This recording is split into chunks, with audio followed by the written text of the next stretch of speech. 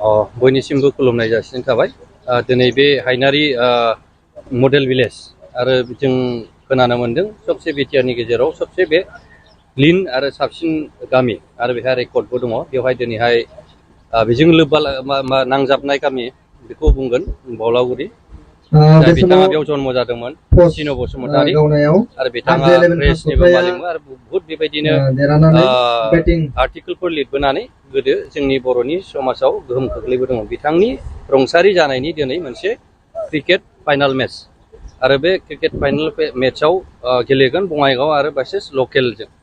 दा बेयाव आं फैनानै जोबोद मोजां मोनदों गामिनि मानसिफोरजों दिनै नुनानै आरो बिथांनि जेनोखि रुंसारि जानायनि आत्मा आरो बियो जे जेब्लायबो आनान गसाइनि सेराव जायगा मोनो आं बेखौहाय इसोरनाव गाबख'नो मोननानै आं बेखौहाय जोबोद गोजोननाय मोनदों।